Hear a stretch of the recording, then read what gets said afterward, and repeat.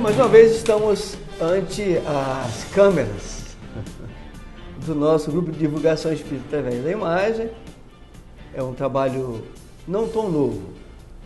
Nós já estamos no blog já há algum tempo e estamos agora nos aprofundando com relação a tal atividade. O grupo de divulgação espírita através da imagem, que tem vários braços, desde do estudo mais profundo da doutrina espírita, através de entrevista, através de participação, depoimentos mais diversos, divulgando a terceira revelação, usando também, além do português, o Esperanto que está divulgando também a doutrina espírita em várias partes da Terra, e que maravilha que já temos esse instrumento. Claro, nós não estamos aqui dizendo que o Esperanto é espiritismo, absolutamente. É aqui no Brasil que muito se interessa são os espíritas. E nessa atividade nós estamos pegando depoimentos de companheiros médios, né? Companheiros que têm espécies de mediunidades diversas, que vai a psicografia, psicofonia, vidência, clarividência, enfim, vocês vão ver com o tempo o objetivo nosso. Nesse momento, nós estamos com a nossa queridíssima Fátima Moura. Fátima Moura, que é espírita de muitos anos, simpática ao Esperanto também, já tem livro até publicado em Esperanto, com livro publicado de tal ordem que já foi comentado na Rússia. Que maravilha, né? Ela que tem quantos outros livros, naturalmente recebe a mensagem em português. E com livros maravilhosos, e é com quem nós vamos falar nesse instante. Minha jovem Fátima, que prazer falar com você. Eu que agradeço o convite, o prazer é todo meu. É muito bom nós estarmos aqui falando um pouquinho. É muito bom nós estarmos aqui falando um pouquinho de tudo isso que nos move, dessa grande oportunidade que nos é concedida, que é divulgar a doutrina espírita, que é falar de Esperanto também, tenho a honra de ter um livro Esperanto. Então, que esse trabalho ainda dê muitos frutos, com certeza, é o que desejamos. Como é que se tornou espírita? Esse trabalho mediúnico também, como é que todas essas atividades se fizeram em tua vida? Bem, eu tive a honra de nascer num lar espírita, né? Então, o Papai do Céu foi muito bom comigo e eu nasci num lar espírita. E tive a honra de ver os meus pais enganjados na doutrina espírita. Começamos muito cedo na evangelização, Centro Espírita a Caminho da Luz, e fomos ao longo do tempo. Aqui no Rio mesmo? Aqui no Rio, todos aqui no Rio, que eu sou de Bom Sucesso, e depois vim para Jacarepaguá, e todos aqui no Rio. Nós tivemos a oportunidade de começarmos na evangelização. Fui evangelizada pela querida tia Vilma. Tia Vilma, que tive o prazer de conhecer, que inclusive tem músicas dela em Esperanto. Muito grande. Inclusive nós temos um trabalho junto ao César, que é um companheiro nosso, que ele está regravando essas músicas da tia Vilma. O César era maestro, mora em Florianópolis, para que esse trabalho da tia Vilma não se perca e vocês vejam bem, a semente está aqui, né? E a tia Vilma, eu sei que foi através da tia Vilma que a gente também tem um trabalho de música, né? A gente se interessou pela música, a gente também fez alguns CDs de música também para evangelização, algumas composições, né? A gente tem um CD de músicas para a infância também e material para fazer muitos outros CDs. Então, fui evangelizada por ela, pelo querido tio Wilson. Tio Wilson, que eu conheci também. Aliás, é uma dupla que bem afinada, né? Pois é. Os dois no plano espiritual bem agora. Bem afinados, né? E tive essa oportunidade, né? E vim ao longo do tempo participando de mocidades espíritas e comecei esse trabalho. Mas, na realidade, eu já escrevia desde muito cedo. Sim. Né? Mas só via publicar os livros mesmo no ano de 1991. Quando eu conheci o altivo Panfiro, do nosso querido Leão conhecido nosso também. Através da Cléo Melo, que também era escritora. Né? Também então, conhecido nosso. Aliás, estamos cheios de conhecidos. Estamos cheios de conhecidos. Né? As pessoas certas que entraram nas nossas vidas no momento certo para que nós pudéssemos viabilizar esse trabalho que não é nosso, isso mesmo. Mas está sob nossa responsabilidade. Né? Então, através da Cléo, eu fui no encontro de evangelizadores, conheci a Cléo e falei, olha, eu tenho uns livros, eu também desenho, ilustro. e tem uns livros infantis para jovens. Ela falou, me mostra o trabalho. E ela gostou tanto do trabalho que nós marcamos um almoço e fomos conversar com o Altivo, e imediatamente o Altivo começou a publicar os nossos livros, e no ano seguinte o Altivo me convidou para trabalhar com ele na editora, e eu fiquei na editora coordenando o trabalho durante 9 anos. Que maravilha, né? E só pelo Leon Denis são 25 obras publicadas, né? E depois a gente veio dando sequência em outras editoras, Editora M, Editora Lorenz, Editora... Lorenz, que é uma editora esperantista. Esperantista, né? Temos a honra de ter o livro Esperanto e outras editoras que vieram. Aliás, o livro da... Coma, Editora Coma também. Roma também. Coma. Comer Livros, Editora Coma. A gente tem um livro publicado pela Coma Livros também, nosso primeiro livro também, que está sendo muito bem divulgado. E a gente estamos aí seguindo aquilo que nos compete fazer. Aliás, a nossa querida Cléo tem um livro de criança, que eu não consigo lembrar agora, que foi passado por Esperanto. Também. Que a nossa querida Marilza. A Juliana, Acorda Juliana. Pequídio Juliana. Pequídio Juliana. Que foi passado por Esperanto pela nossa querida Marilza Oliveira, que é do movimento esperantista também, se não me engano, também é espírita. Eu lembro na época que isso foi feito, eu Acorda Juliana. Eu e a Cléo, durante muito tempo, nós fizemos um trabalho, um curso de formação de evangelizadores, viajamos algumas capitais brasileiras fazendo esse trabalho, né? E agora a Cléo já teve um problema de saúde, se afastou um pouco, e eu acabei ficando com outras atribuições também, mas foi um período muito bacana, muito bom, porque nós aprendemos muito durante esse processo. Aliás, ela tem muitos livros publicados para criança, também, para jovem, também tem muitos livros publicados. E foi através da Cléo que eu cheguei e conheci o Altivo, e através do Altivo que tudo deu... o trabalho tomou essa Aliás, dimensão. o Altivo, eu andei pelo Leon Denis também, ensinando Esperanto, ajudando a montar o grupo Esperanto de lá, introduzimos por lá os encontros espíritas esperantistas. Sim, maravilhoso, lá no Leon Denis, né? Exato, lá no Leon Denis. E tem lá essas atividades em que ele, ardoroso, deve estar feliz da vida no plano espiritual, pelo Esperanto também, e até hoje está lá o Encontro Espírita Esperantista Anuais, que acontece a cada ano. Que bom, isso é muito bom. Muito legal, realmente né? Um grande trabalhador da doutrina e um grande incentivador também de todos os movimentos que viessem a contribuir para o engrandecimento da nossa doutrina, e o grupo de Esperanto com certeza é mais um deles. Com certeza, né? Aliás, ouvinte, vocês têm situações com o Altivo interessantíssimas ligado também ao Esperanto, Evangelho Espiritismo Esperanto, que com o tempo nós iremos também aqui relatar através de outros companheiros. Mas como é que surgiu essa atividade mediúnica sua? O nosso querido Allan Kardec, lá no capítulo 14, ele diz que todo aquele que sente num grau qualquer a influência dos espíritos é por esse fato médium. Essa faculdade é inerente ao homem, não constitui, portanto, privilégio exclusivo. Como é que funcionou todo esse processamento em você? Desde quando você é médium? Desde muito criança, né? Nós éramos uma casa muito interessante. Eu sempre conto isso em palestras e as pessoas acham muito interessante, né? Minha mãe, muito católica, casou com meu pai espírita, também com uma mediunidade muito forte, e veio a se tornar espírita. 4 crianças também convivendo com a doutrina, né, na evangelização de espíritos. E lá em casa nós tínhamos a faculdade, né, todos, a faculdade de evidência. Então era muito comum nós comentarmos na minha casa: mãe, a minha avó está lá no quarto, mãe, fulano quer falar com a gente. E a minha mãe, eu lembro da minha mãe, sua avó já desencarnada. Não, minha mãe encarnada. Sua avó já dizia, sua avó desencarnada. Minha avó desencarnada. E minha mãe dizendo pra gente: olha, não pode comentar isso na escola, as crianças não vão entender muito bem isso.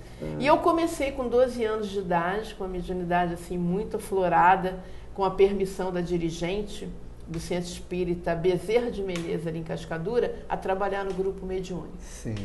Né? E as obras vieram, eu desde adolescente comecei a escrever. A partir de que idade você começou a participar? A partir de 12 anos eu comecei a participar. Pois existem algumas discussões com relação a isso, que a criança não pode ser médium, né? E tal. Mas eu eu precisava estar na casa espírita. Aliás, aproveitando aí o que você está falando, o nosso querido Allan Kardec recebeu mensagens importantes que fazem parte da codificação kardeciana, através de médios, crianças, jovens, de 14 anos. Inclusive as meninas que começaram a colaborar com Kardec, né? Sim. Irmãs do Faux, e as outras jovens, todas estavam na faixa. A Irmãs, por exemplo, começou com 12 anos também. A primeira mensagem de São Luís, ela tinha 12 anos, né? A mãe rever até isso, porque o pessoal começa a criar uma série de restrições e aí começam a dificultar o trabalho de médiuns, de espíritos que vêm desde criança já participar da tarefa. Com certeza. As pessoas... É claro que precisa se ter cuidados aqui, ali e acolá. Entretanto, não a ponto de criarmos barreira.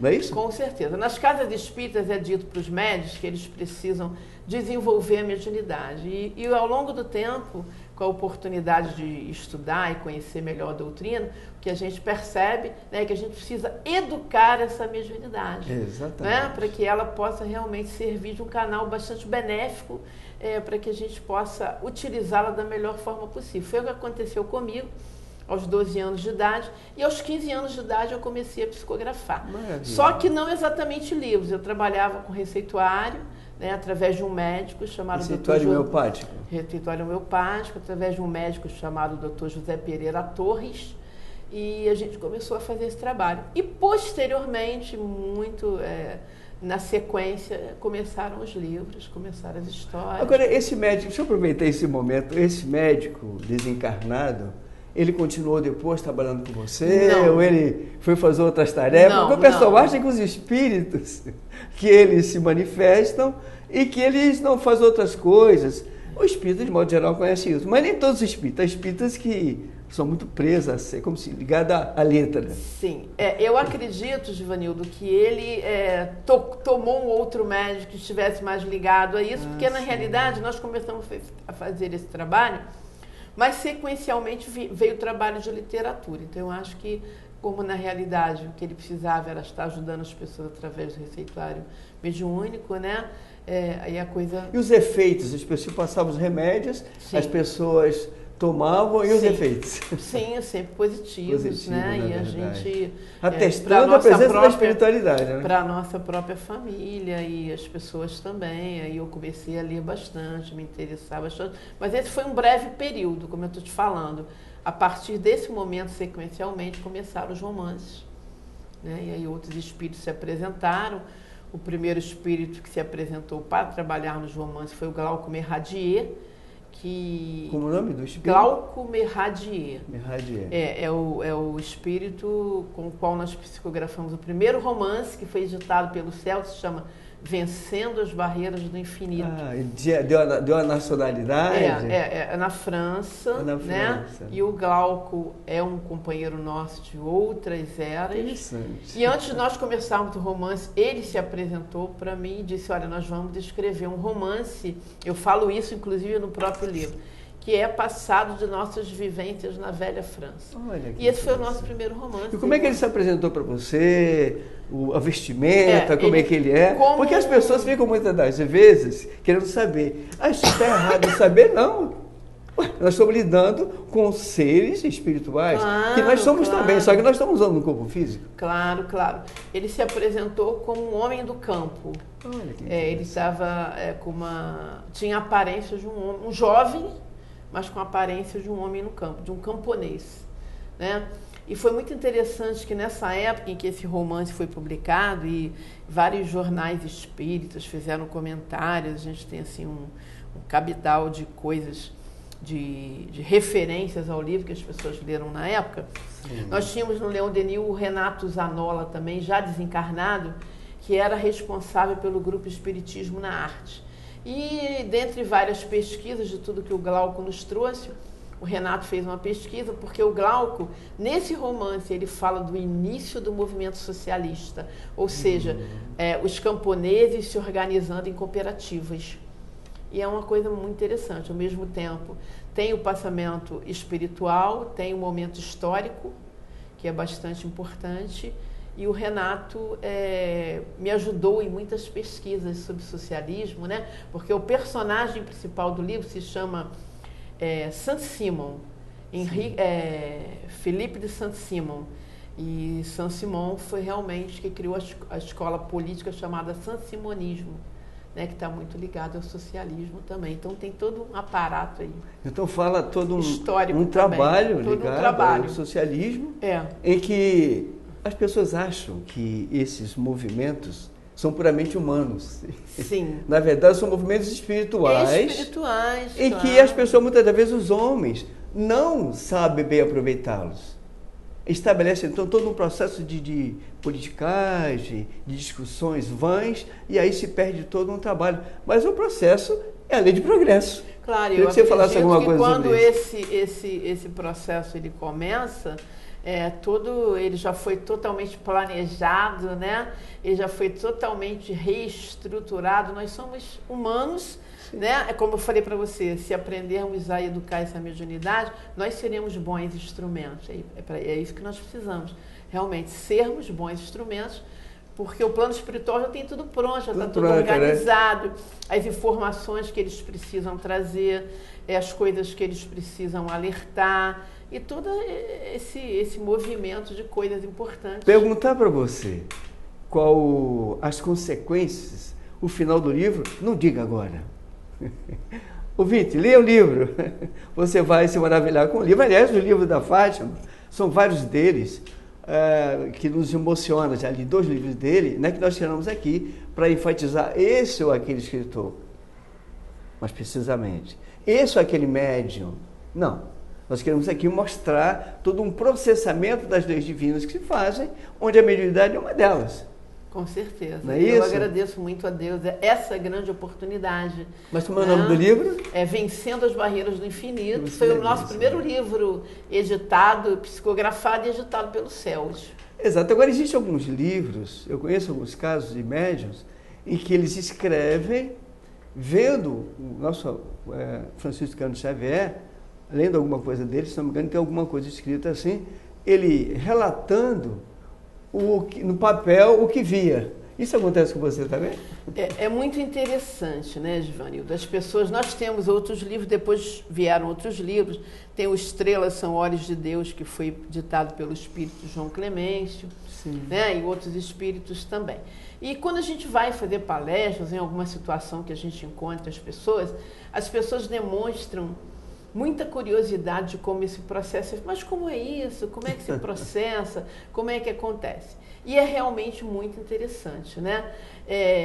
Cada espírito tem uma particularidade, ou seja, se conserva exatamente como era no momento em que deixou a Terra, né? Sim. Então, suas manias, a maneira de atuar, a maneira de trabalhar são totalmente diferente.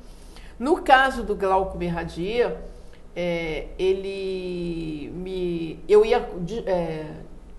eu sempre vou psicografando romance aos poucos, né? As coisas vão surgindo muito devagar. Mas ela e eu não assim, tenho de conhecimento. Repente, não, a gente ou tem você a gente acordou, tem o horário. lembra, não, a tal. gente tem o horário para fazer esse trabalho, né? A gente tem um trabalho, a disciplina é tudo para o médium, né? Claro. O médium precisa ter disciplina. E a gente tem o horário que a gente dedica só para fazer o trabalho de psicografia. Então o livro ele vai vindo aos poucos, né?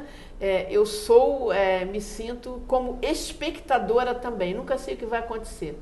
Não sei quem vai ficar com quem, se vai haver romance entre quem, quais são as situações, porque o livro vai chegando aos poucos. Já no João Clemêncio e outros espíritos que a gente já recebeu também, algumas obras, o livro é passado todo. Então o João Clemêncio me deu o livro, Estrelas São Olhos de Deus. Sim. Ele me deu o livro todo, eu comecei a escrever. Você está com o livro aqui, inclusive, depois eu estou né? com o livro, inclusive, Vencendo as Barreiras, Estrelas São Olhos de Deus. E depois nós fomos acertando as arestas. Vamos mexer aqui. Durante o sonho também. Às vezes eu não estava acordada e durante o sonho eu ia acertando o livro também. E a gente ia fazendo. Agora uma pergunta, no sonho, você lembra-se? No momento em que você sai do corpo, entra no corpo, porque as situações, nós conhecemos, há pessoas que fazem isso. Há outros que vêm em forma de sonho e aí complementam todo um... Sim, mas acontece isso. Com o João Clemêncio, por exemplo, era isso. Eu psicografava o livro e mesmo quando dormia o trabalho continuava. Então a gente quando eu acordava, eu sabia exatamente onde eu tinha que mexer no livro, onde nós podíamos encaixar alguma coisa, trocar algum texto, trocar alguma coisa de lugar.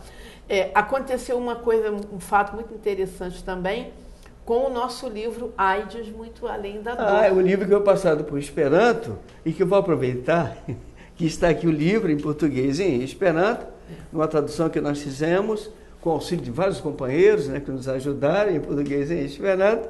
E tem o livro que nós mandamos, o livro, aliás, o Fabiano Henrique, muito nos ajuda nas atividades da Rádio Rio de Janeiro, faz parte da equipe também. Ele mandou para os países e terminou na Rússia também.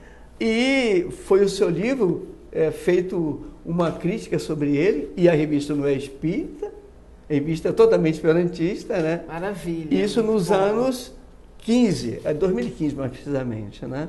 E aí tem um comentário muito interessante. A gente observa que o pessoal na Rússia pouco conhece de espiritismo, mas uma coisa que eu achei muito legal aqui é quando eles colocam em que a Fátima Moura, a bondosa humanidade, ó lástima, é medrosa e cheia de náuseas e algumas espécies de doentes, deixa-os vegetar em total descaso. Infelizmente, ainda temos isso. Por isso, fora da caridade não há salvação. Não há salvação. É uma necessidade. E ele complementa. Felizmente, não faltam grandes almas, entre as quais está Fátima Moura, que por meio de sua obra invoca a caridade. Maravilha. Eu concordo com tudo, menos com a grande alma, né? Uma alma que está buscando realmente acertar de alguma maneira e tem a oportunidade misericordiosa de ter. E mostrando a importância do Esperanto e divulgando a doutrina de Espírito. Mas é maravilhoso isso. Que a sociedade futura vai ter em sua base Evangelho, Espiritismo e Esperanto. Mas continua, por favor. É muito interessante. Então aconteceu uma coisa muito interessante com esse livro, né? Eu estava junto a alguns amigos num momento mediúnico e o companheiro falou para mim: você vai escrever um livro sobre AIDS. E eu fiquei assim muito surpresa, porque realmente falei: nossa, eu não sou da área médica. Que tem um comentário do Luiz Carlos Formiga, né? Tem um comentário do Luiz Carlos Formiga, que na época fazia um trabalho bem ligado a esse assunto. A essa pesquisa, né? Da AIDS em si e de outras doenças, pandemias e relativos, né? E esse livro foi escrito no ano de 1996 e eu lembro que foi durante um carnaval. E eu só levantava para tomar um banho, me alimentar e deitava.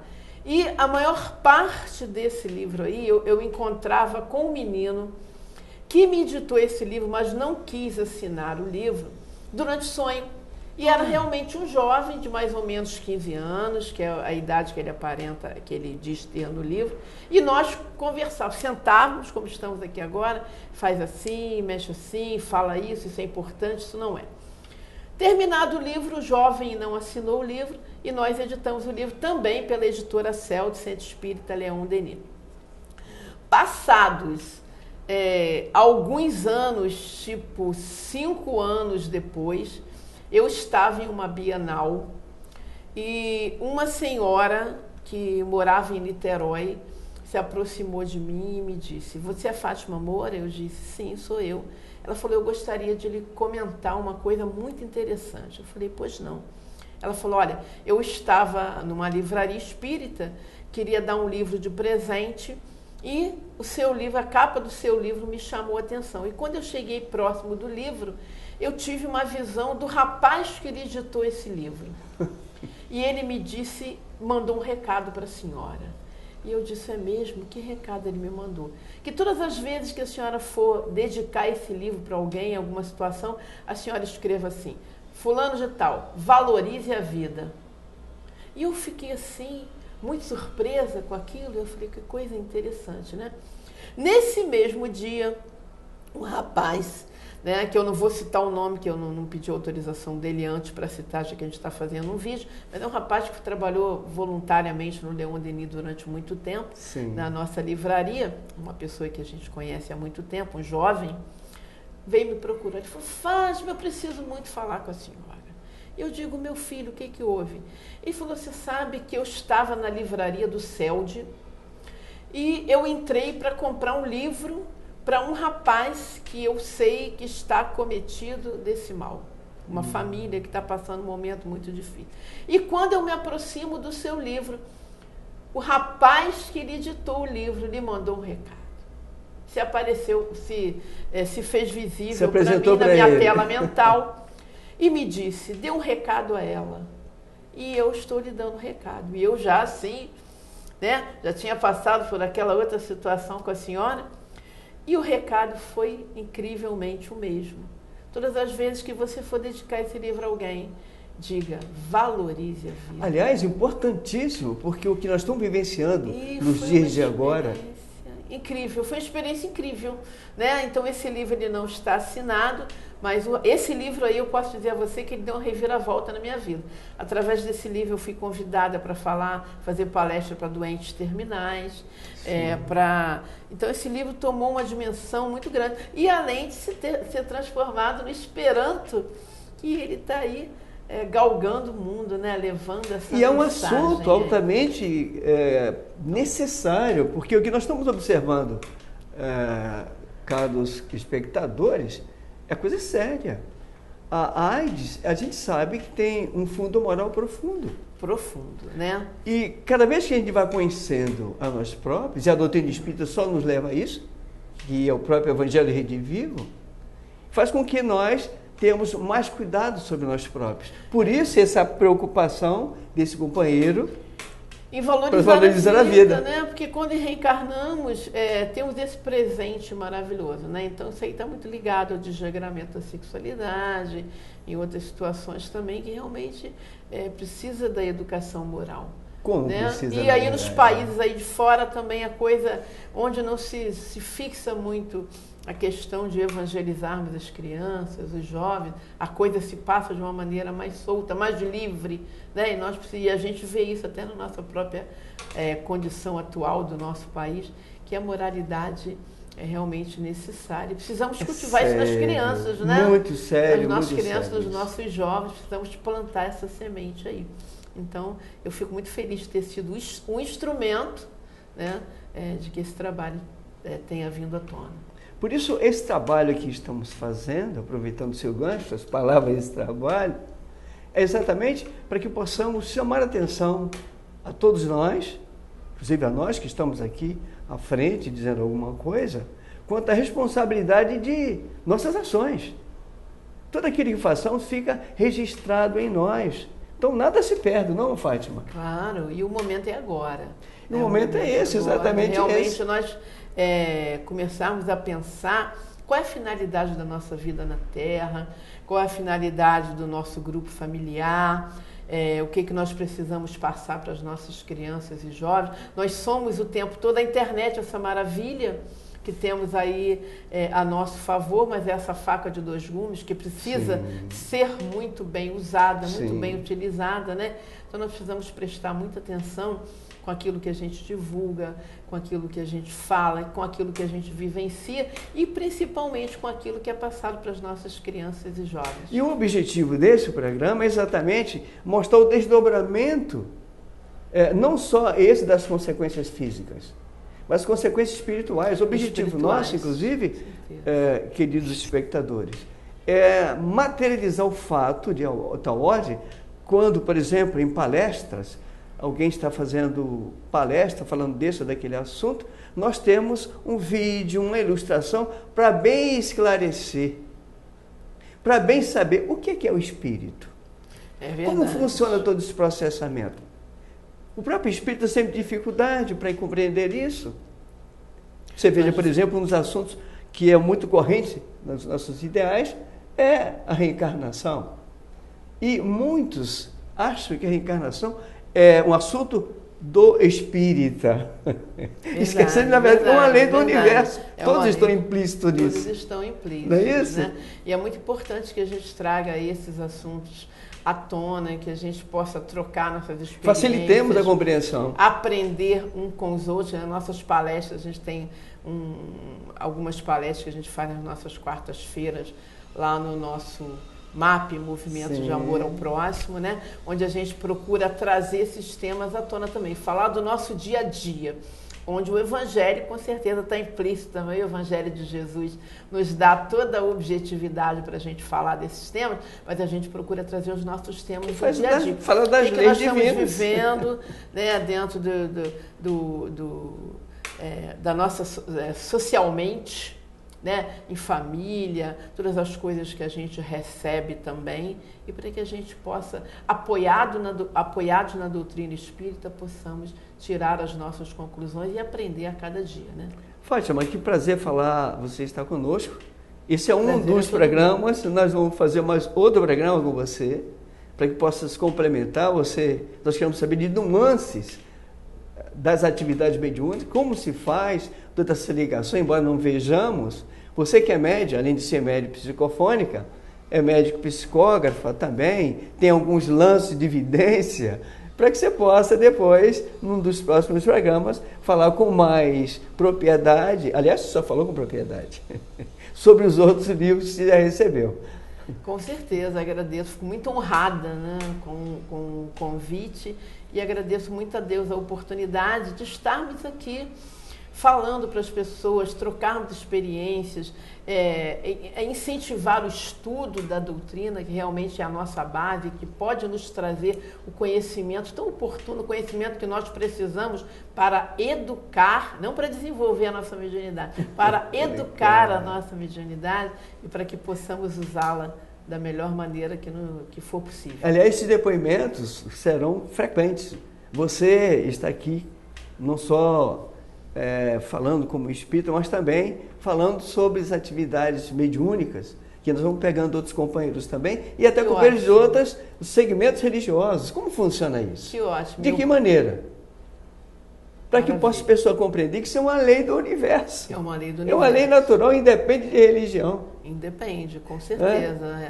A mediunidade está aí, né? Todos nós fomos agraciados com ela, né, de alguma maneira, uns em maior grau, outros em menor grau, né, e nós vemos aí em outros segmentos religiosos também algumas situações que estão ligadas à questão da mediunidade também, só que as pessoas não se deram conta, mas é isso, precisamos estudar bastante para que a gente fale com propriedade e possa realmente trocar melhores experiências e crescermos sempre. Aliás, o Livro de Espírito, no capítulo 14, dos médiuns, Allan Kardec, como li logo no início, fala do assunto. Queridos amigos, nós estamos mais uma vez encerrando a atividade. Fátima, obrigado pela tua presença. Deus te abençoe, Jesus te ilumine cada vez mais. Eu que agradeço, que Deus abençoe esse trabalho e essas sementes que com certeza vão frutificar muito e que outras pessoas possam estar aqui também, unidos a esse movimento, trazendo força, trazendo conhecimento, trazendo amor e muita vontade de acertar, que é o que nós realmente queremos. Portanto, vocês estão presenciando todo um experimento muito importante de uma companheira que está ligada a essas atividades nossas de quantos anos e que vocês vão ter o prazer de vê-lo mais em outra oportunidade. Obrigado e até outra oportunidade. Obrigada.